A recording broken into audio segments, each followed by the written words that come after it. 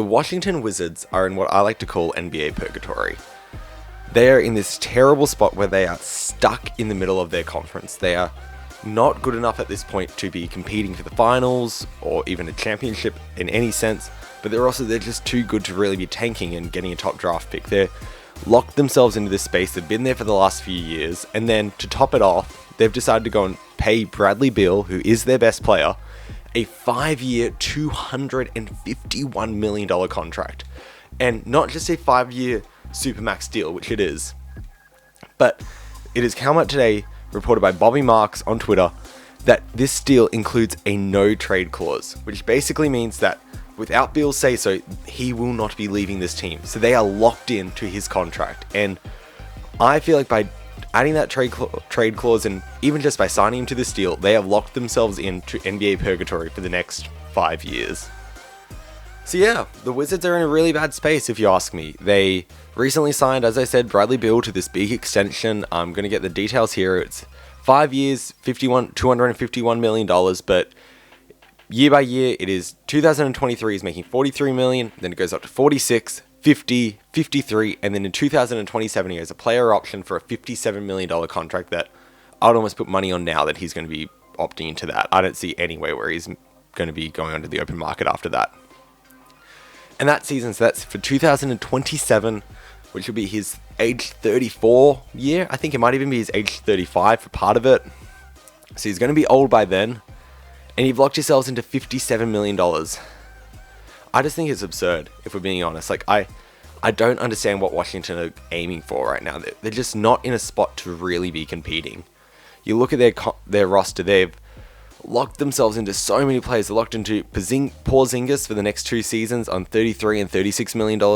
Barton's only there for 1 year, but that was a trade they made for Caldwell Pope. They've got Kuzma for the next couple years, Morris. It's just a mess in Washington right now. I think if you look at Washington, their last few seasons, getting it up here, they haven't had a winning record since 2018. That year they lost in the first round. I don't remember who that was to. The year before that, was their best season in a while, where they lost in the semifinals. I believe it was in 7 games to the Celtics team. I think that was that year. I don't think that was the 2015 season. Might have been the 2015 season, though. I can't remember, to be honest. But yeah, they've sort of just been riding this space where they're just stuck around that 7 to 12 seed for so long. And it's sort of infuriating. I think they've really been, they had that one good playoff run in 2017. I believe that was the season. I'm confirming it now that they did lose in the playoffs to the Celtics. I'll check that right now. 2017 Wizards playoffs. I believe it will show us that was the season. No, that was the year they lost to Toronto, I believe, in the 7. No, that was the Celtics. That was the Celtics that year. Yep, they lost to the Celtics in 7 games. I think it was that core of Beal and Wall that took them there. And I think they were so excited. They really thought they could take that next step with that team. And then there was the injuries with Wall. Things have happened. Players have left. Players got injured. Players got older. And they're just they've never been able to give up that team. I think they still see themselves as that team from 5 years ago. And because of it, they're stuck in this space where they're paying guys big money. They're bringing in not young players, but instead they're bringing in all these veterans to help them compete. But what are they really competing for? Because if you look at the Eastern Conference this year, there's 4 teams I'm locking into the playoffs. Barring any major injuries or anything unforeseen like that, I think the Heat, the Celtics, the Bucks, and the Sixers are all making it. Next, I'd be penciling in the Bulls. I think they're going to be better with Lonzo back. I think Levine with that contract extension, that's off their minds. Another year of consistency and having this core together, I think that'll be good. I'm penciling in the Raptors. I don't think you can ever leave out a Nick Nurse team. You can ever think low of that Raptors team. I think they're really good going forward.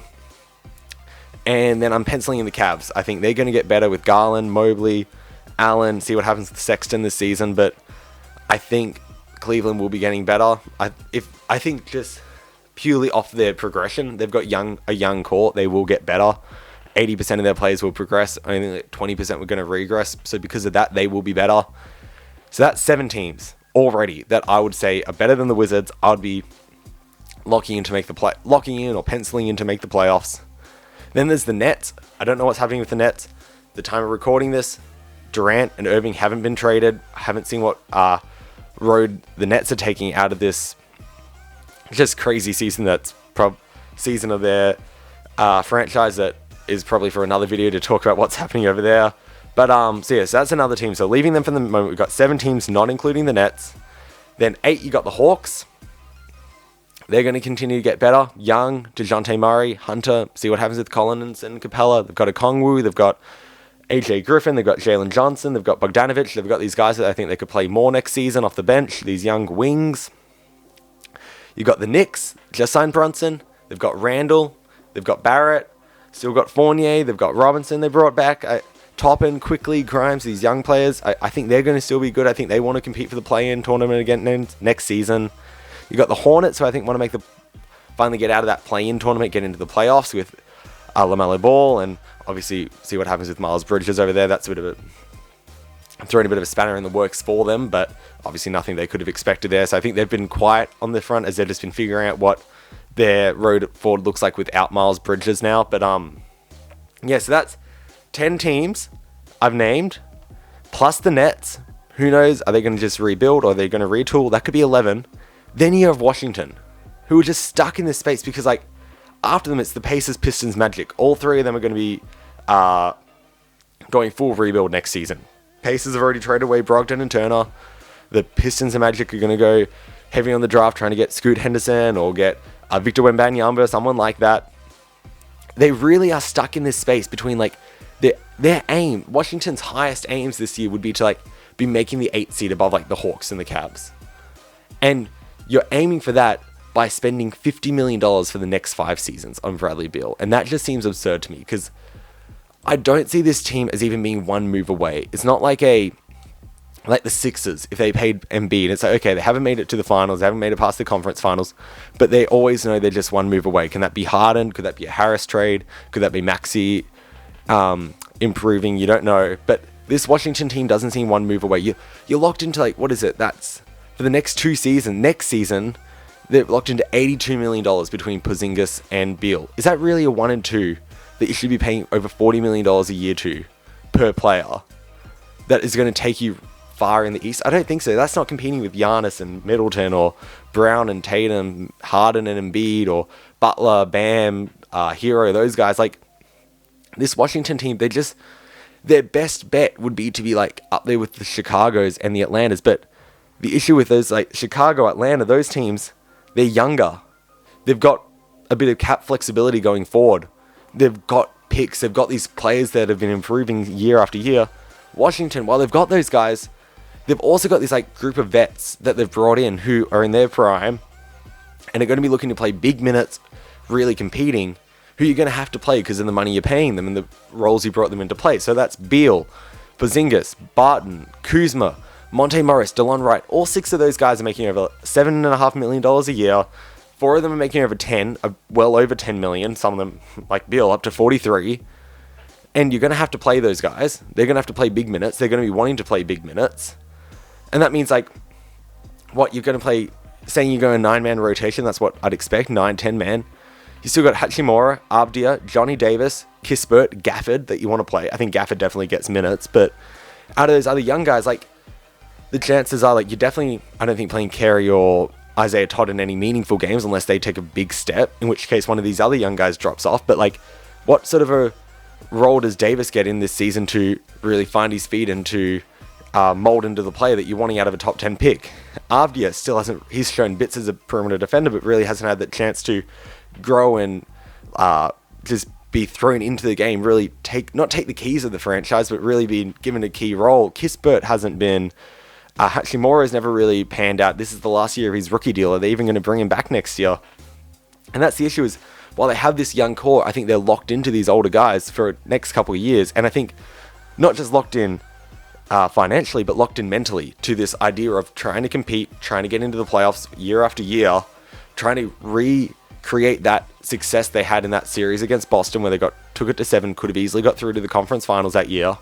They're so desperate to recreate that success that they're going to be locked into playing these older guys, and then you're just not building for the future. And like, come 2025, 2026, they're not, I don't see them doing anything.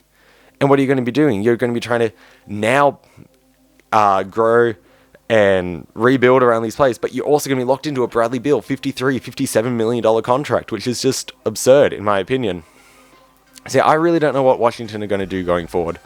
This isn't really a video where I say, this is the plan, this is the steps they have to take, because I just really don't know what to do. I think it started about a week ago by not signing Beal to this max extension. I think it was on the Bill Simmons podcast. He was talking to Ryan Rosillo, and he was saying how, like, what was the market that they were trying to compete with that they said they were going to sign into? Like, I understand loyalty, you want to reward that. I think that's great that you want to reward loyalty, but like, just from a team perspective, signing him to $50 million a year for the next 5 years, it just seems absurd if you ask me. I think I keep coming back to that just because I don't really understand what they're going to do with it. I think they're at least 2 moves away. Like, it's either one blockbuster move for like a Donovan Mitchell, or maybe they can go out and do like a Durant trade if they can.